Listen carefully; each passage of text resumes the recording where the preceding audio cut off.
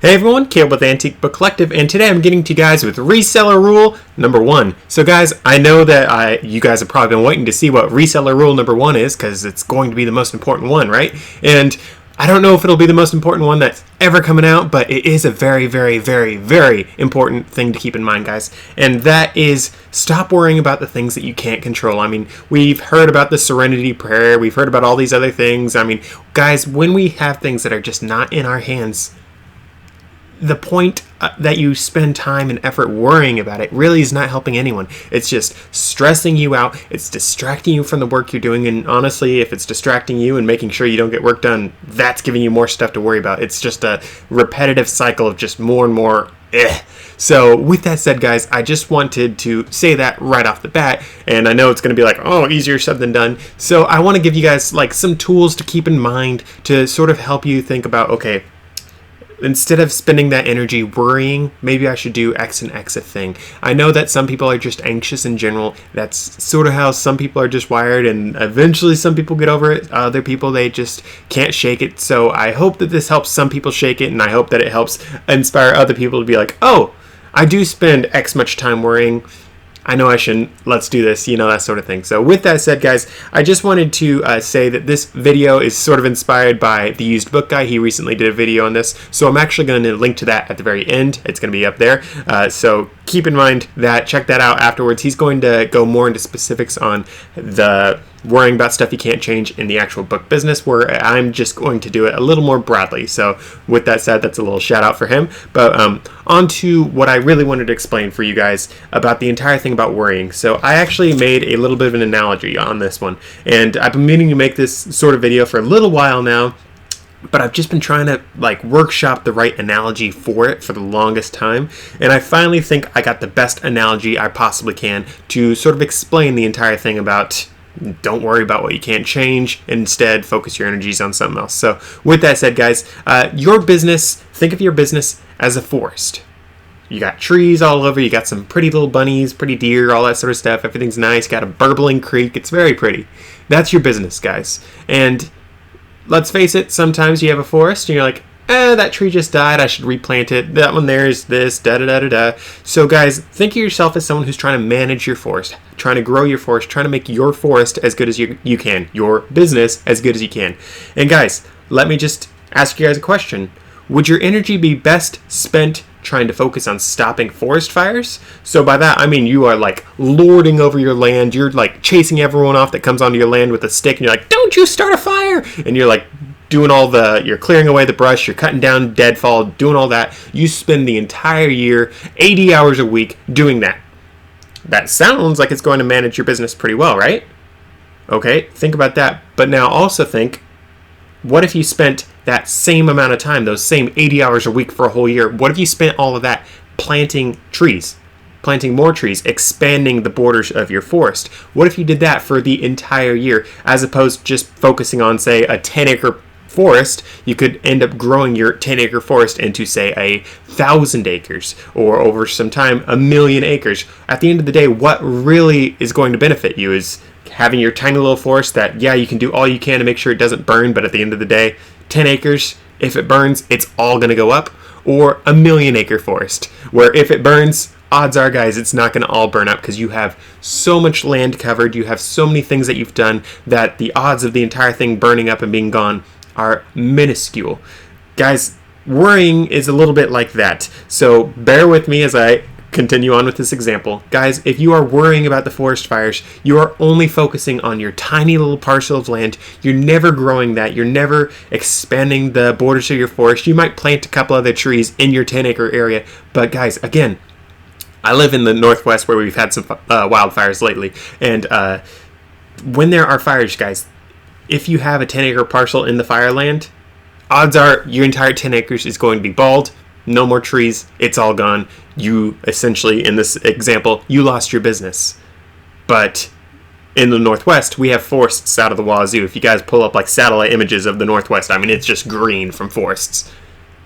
that's a lot of acreage of forests, and last I saw, we still have some trees. I mean, we have so much land with trees that they have not all fallen. They have not all burned, all that sort of stuff. And guys, going off of that, your business, if you focus instead of just worrying on forest management, which is a good thing, and I'll get more into that in a little bit, but if you guys focus on more than just forest management and making sure that your tiny little bit does not burn, if you focus on expanding it instead, you are ensuring that your business, instead of just being, say, one little niche of books that may burn down, or just 10 books that you have listed that you want to make sure gets to the customer just right, it's packaged just right, and you are crying to yourself thinking, please don't return this, I am going to die if you return this. If you guys focus, instead of doing those tiny few sales and trying to make sure that those sales are everything they can be and trying to guarantee that the people are happy, because let's face it, people are not always going to be happy with what you do.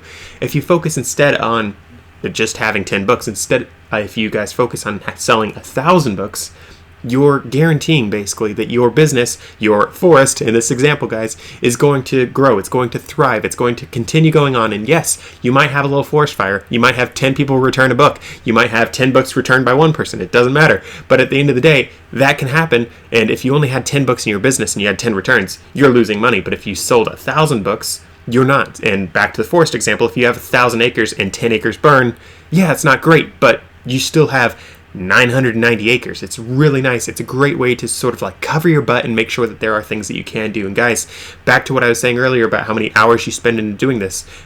If you are focusing on growing your business, again, you're going to guarantee that you do not get completely destroyed by just a couple bad experiences. Like, of course, if the bad experiences are bad enough, you could get kicked off of eBay, kicked off of Amazon, that sort of thing, and you might have to try other venues. So I'm not saying don't try whatsoever on these things, but it is something to keep in mind, guys. Don't just spend all your energy focusing on your tiny little plot of your forest and being like, oh, this is going to be great, it's never going to burn down, because guys, bad things happen, tidal waves come, stuff happens, it's going to have bad things happen eventually. Whereas if you can expand your business, make your 10 acres into 1,000, into 1,000,000, that is how you make sure that you are going to weather storms a whole lot better than everyone else.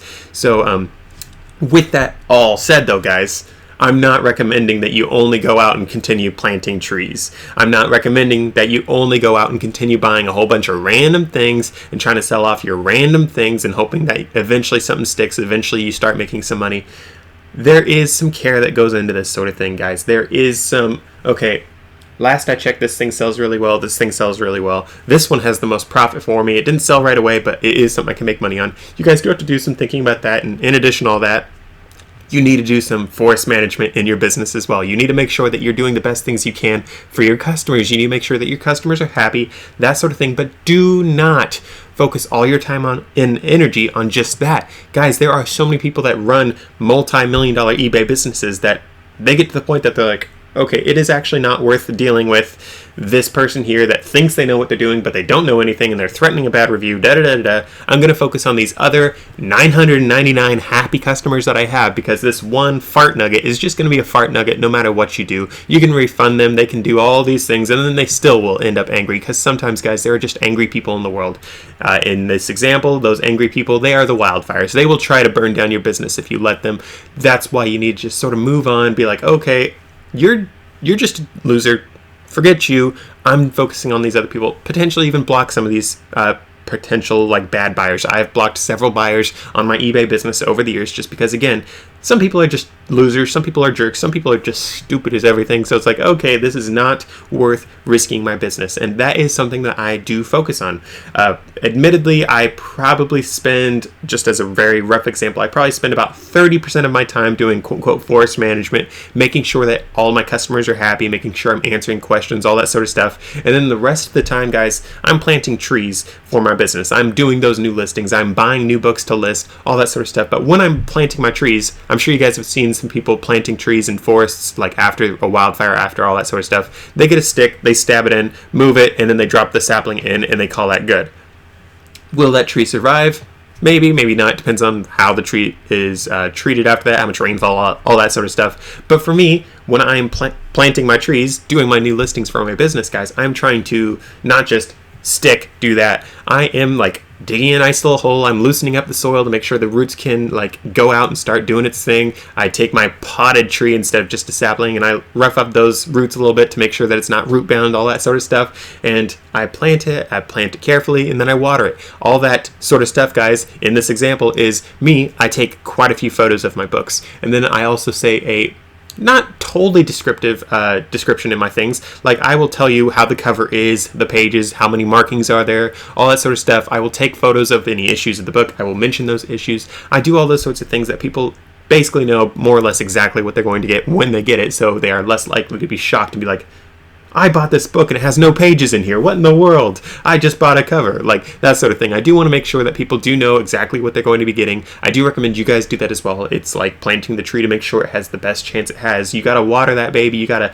make sure it's planted just right if you want to guarantee that it'll sell and that your customer will be happy. I mean, if you are doing that sort of thing early on, it's like planting your forest and making sure the trees are spread out enough. A lot of places that will replant forests, I mean, they'd go like tree 5 feet, tree 5 feet, something like that. And when that happens, you have a very crowded forest, and crowded forests are oftentimes more susceptible to just completely burning down. Whereas if you spend a little more time, a little more care, spreading that forest out, making sure, okay, this tree probably won't survive here. I'm going to move it over this way 2 feet, something like that. If you guys do that sort of thing in your business, I know all this analogy is getting really pushed really hard, but I think it's the best example I can. But guys, maybe it's worth focusing a little bit more on this description, changing a description just so to make sure that it is less likely to give you a bad review, because end of the day, reviews are what helps our business continue, but it's the sales that are the lifeblood of the business. And I know that you guys can focus on just the customers, making sure they're always happy, and they do help drive business, but if you don't have more items to sell to these customers, 5,000 reviews aren't going to help you if you have nothing for sale, you know? So I really hope that this was able to really inspire you guys a little bit to maybe stop worrying. And if you are a worry bug like so many people that I know, and occasionally I can be, then I hope that it really inspires you guys to be like, okay, deep breath. Okay, let it out. I'm focusing on just trying to prevent a wildfire that may or may not come.